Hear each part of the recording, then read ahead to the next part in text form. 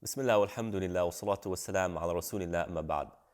Among the companions was a young man named Khawat. And one day Khawat was walking and he saw a group of ladies just chatting, a group of young ladies chatting. And so Khawat went to them and sat with them and joined the conversation. Now, even in Arab culture back in the day, that was inappropriate, let alone in Islamic culture. And it just so happened the Prophet ﷺ walked by that group of individuals and he saw Khawat between them. And the Prophet ﷺ said, Khawat, are you enjoying your time with the ladies? In the Khawat, he got embarrassed, said, Ya Rasulullah, I was just asking them for a iqal. Iqal is a rope that would be used to tie camels. Right? He said, I'm afraid my camel is going to go wander off, so I'm trying to find a rope so that I can tie him so he doesn't wander off. And so the Prophet ﷺ, he kept walking. Khawat got the message. He got up and left that group. And over the course of the next several weeks, every time the Prophet ﷺ would see Khawat, he'd say, Khawat, how's your camel doing? Did your camel run away? And the Khawat would say, no, Rasulullah, the camel didn't run away. The camel didn't run away. Until once the Prophet said, Khawat, how's your camel today? Did the camel run away today? He said, Ya Rasulullah, the camel hasn't run away, nor will the camel ever run away after I took that rope from those ladies. What is the Prophet ﷺ doing? He is disciplining with wisdom. That's a wise way to discipline Khawat. Khawat he made a mistake. He put himself in an environment he's not supposed to be in. But what did the Prophet do? The Prophet didn't embarrass Khawat in front of everyone. He didn't say, Khawat, taqillah, fear Allah, Khawat. What you're doing leads to hellfire, and Allah says it's haram, and the Quran says this and that. He didn't embarrass him in front of everyone. He didn't make Khawat feel like he's inferior. He didn't make Khawat feel like he lost his status in the eyes of the Prophet ﷺ. He didn't destroy his self-esteem. He very mildly, softly, gently, lightheartedly disciplined Khawat without ever mentioning Quran, without ever mentioning the name of Allah. And it worked. Khawat said, Ya Rasulullah, ever since I took that rope, my camel has never left, nor will it ever leave. What is Khawat really saying? He's saying, Ya Rasulullah, ever since you reminded me, I never went back to it, nor do I have the intention of ever going back. Problem solved. De-disciplined with wisdom, alayhi salatu wassalam. And that's the type of disciplining we need. And notice here, what we need is disciplining. A parent's responsibility is to discipline their children. A spouse needs to be the source of strength for their other spouse. And it needs to be done with wisdom. In our times today, there's a lot of lazy parenting, Parents who just put their kids in Sunday school, Saturday school, Islamic school, thinking that they'll take care of everything in terms of Islam and I can do whatever I want. I don't need to be a good Muslim. My child will figure it out under the message, that's it. It's not the way it works. It's not the way it works. They need to be disciplined in their home. It needs to be a continuous environment of disciplining. And it needs to be done with wisdom. A lot of parents, they're trying to discipline their children with Islam, but they do it in a very ineffective way. And there's something called permissive parenting. This is a problem in modern times. Permissive parenting is high responsiveness, but low demandingness. What does that mean? It means when a parent sees their child emotionally distressed, the parent just launches to action. Don't feel sad, it's okay, we'll take care of it. They're very embracing of the child when the child is going through some sort of emotional distress. But when it comes to teaching the child the boundaries in life, that hey, there's a red line, there's right and there's wrong, there's a lot of looseness.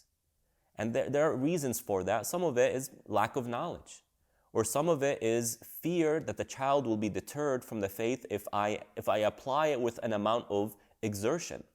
But there's a problem there. Parents will tell their children, it's okay, go meet girls and go talk to girls, but I'm doing this so that they don't fall into haram. The Prophet ﷺ is showing us here, Khawat, that was inappropriate, man. It's not for a man to sit with random women. It's not for a woman to sit with random men. Unless they're family members and there's blood relationships between them, there's mahramiyya between them. So we need to discipline, and we need to discipline with wisdom. When we don't discipline our children, or when we discipline them without wisdom, man, that leads to major problems. Children running away, children being unable to deal with life, children who lack discipline, children who get involved in crimes. So it's a very sensitive topic, and the point here isn't to put pressure on the parents or to put pressure on anyone. The point of these videos is to help one another.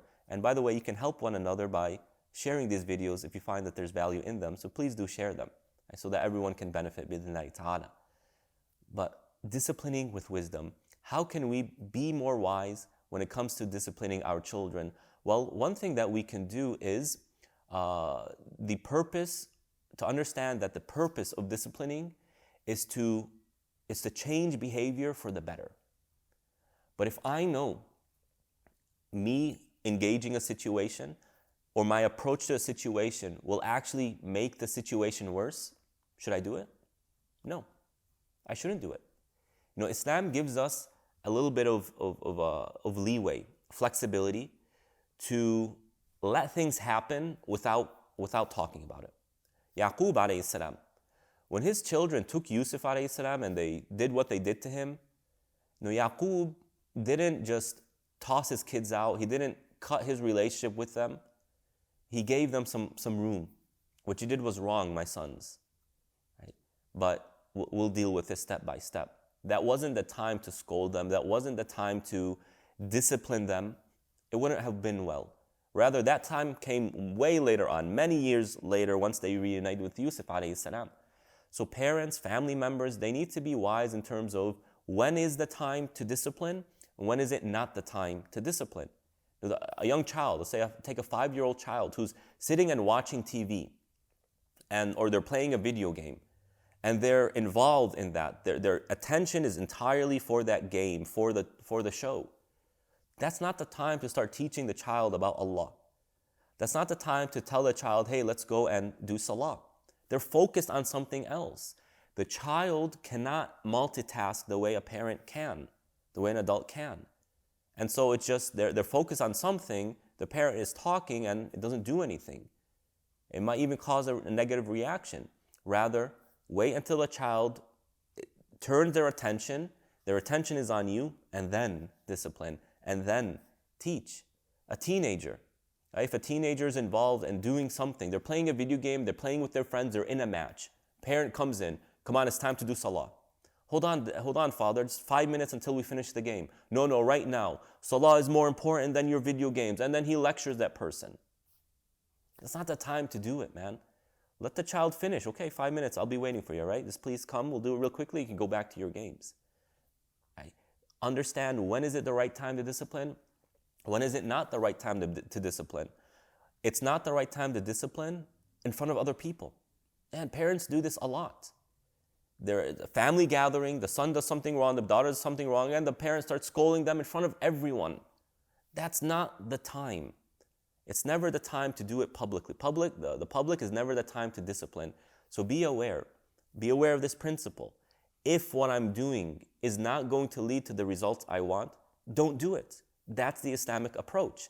The second thing is to discipline through a positivity and not negativity. When you discipline someone, do it in a positive way, not in a negative way. What do you mean by that? Let me give you an example. Parent A, oh my son, did you pray? No. If you don't pray, that takes you to hellfire. People who don't pray go to hellfire. Allah punishes them. Versus parent B who says, oh my son, did you pray? No, I haven't prayed yet.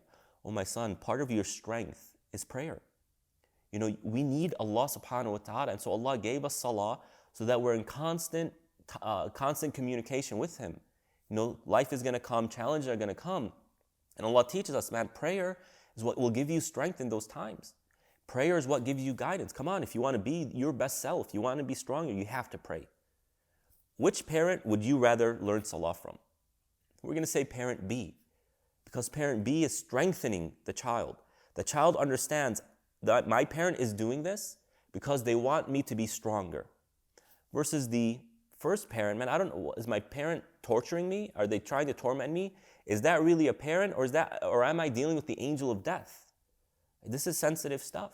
And all it is changing the words from negativity to positivity, from bashing the person to encouraging the person. And last but definitely not least is to set clear boundaries and expectations. You know what happens? The children get older. It's time for marriage. The son comes, the daughter comes with a spouse and says, man, I want to marry this person. And the parents are shocked. This is not what we expected. Well, the child is now, they're equally shocked. Well, what do you mean? What's wrong with this individual? They're Muslim. Yeah, but they're not of the same ethnicity. Okay. Or they're not a doctor. We want you to marry a doctor. Well, you never told me that before. I didn't know. I looked for a spouse. The spouse is perfectly fine in accordance to Islamic standards. This happens. Why? Because the expectations were never set for the child. And then when time comes, all of a sudden the parents say, we want X, Y, Z, we won't accept anything else. And the child is shocked. Well, this is all new information to me. So if there's an expectation you want for your children, if there are boundaries that you want to set them from the start and be consistent with them. My child, you must marry a Muslim.